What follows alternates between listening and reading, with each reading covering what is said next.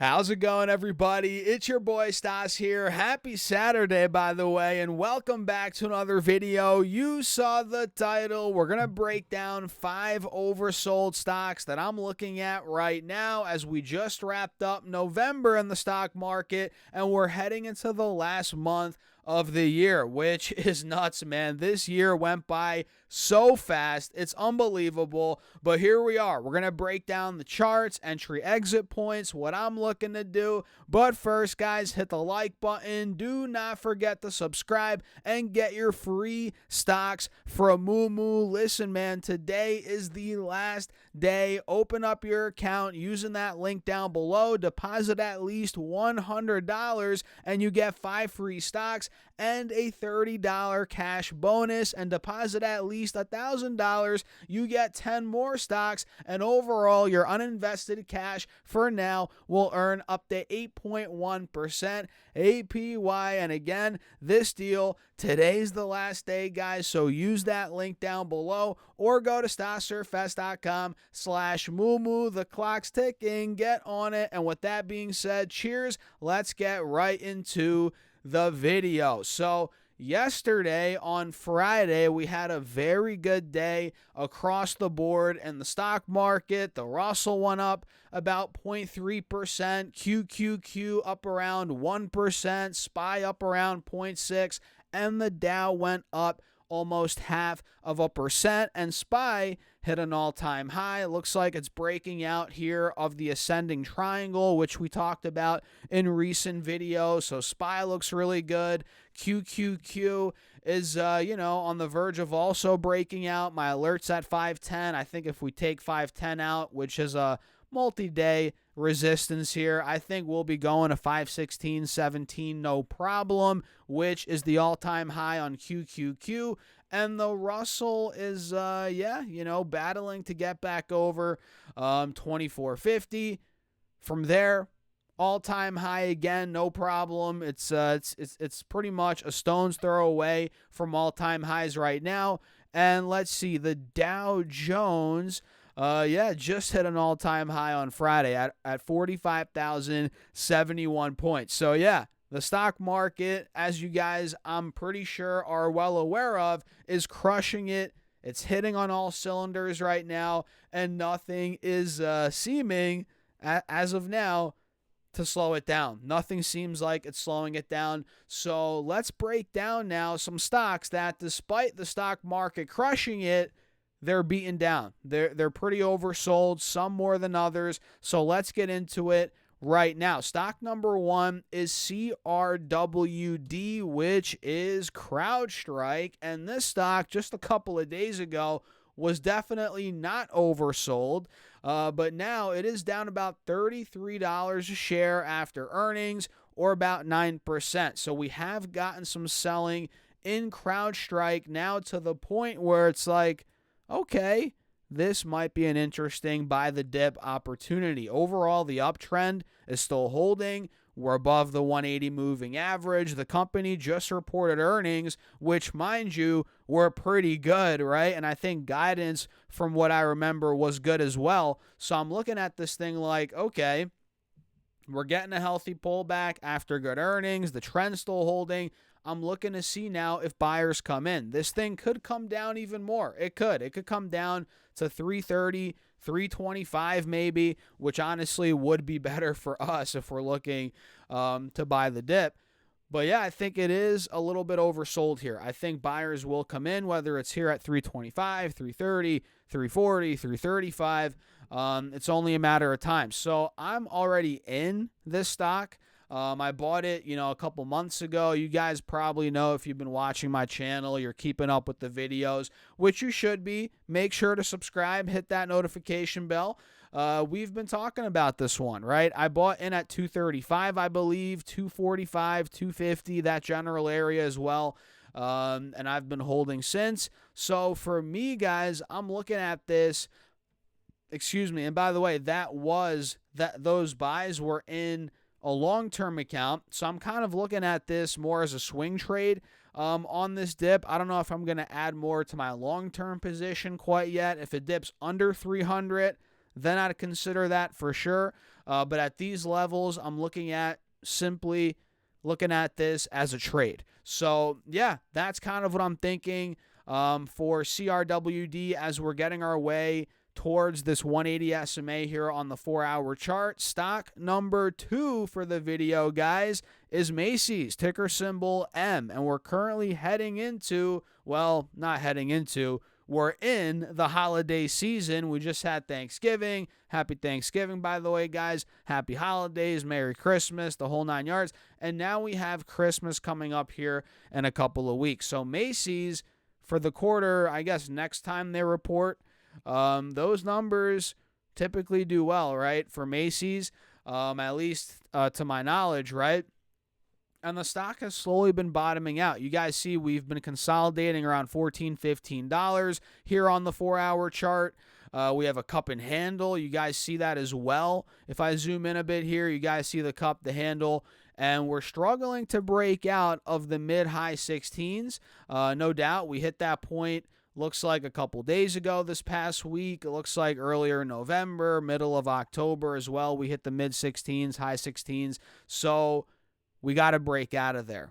That's what it comes down to, right? If Macy's can take out, let's say, 1650, 1675, this cup and handle plays out, we could then fill the gap to about $18, in my opinion, which was the high from the middle of August, right? And that's where the breakout, the rally, the Q4 rally could start to occur on Macy's. Potentially, it's not guaranteed, obviously, but I'm going to set my alert and keep an eye on it. I'm going to put my alert at $16.75. Mark is at or above $16.75, and we'll see where it goes from that point here on ticker symbol M. So, yeah, cup and handle breakout could be around the corner. Another one I'm watching is Lam Research, LRCX, which is very beaten down over the last couple of months.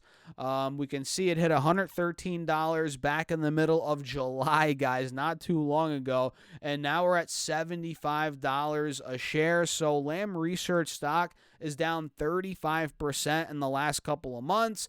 And mind you, we're not obviously reversing yet. You guys see the chart here. It's pretty obvious. We actually have a descending triangle, so hopefully that doesn't play out. That wouldn't be good for the bulls. But I'm watching it here. I'm looking at this thing. If Lam Research can start breaking out like this, that'd be a very good sign. And you're probably like, Stas, why are you watching Lam Research? The chart doesn't look that great. Well, look at this 3-year chart. If you pull the layers back, the 3-year chart looks really good. And this pullback we got from 113 to where we are now, $75, was much needed. Very healthy. And now we're actually right at the 180 SMA. That's where we're consolidating right now on this stock, right above it. The trend on this 3-year chart, the uptrend, is holding. So I'm looking at Lam Research here like it's only a matter of time. We're a bit oversold. We're not really getting the confirmation yet on the 4-hour chart, but the second we do, maybe coupled with good earnings, who knows, maybe some news. Once we get that breakout, this thing could really start running and continuing the trend on that 3-year chart. In my opinion, LRCX here is the ticker. And before we go to stock number 4 here, guys, make sure to sign up to the email list. It's 100% free. All you guys have to do is put your first name and your email address, and every Monday I'm sending you my top 3 stocks for that week. Every single Monday. And again, it's free. It's a quick little 2-3 minute read, guys, right to your email. So put your first name and your email address. It's pinned in the comment section, also in the description box. Get in there, guys. Very important.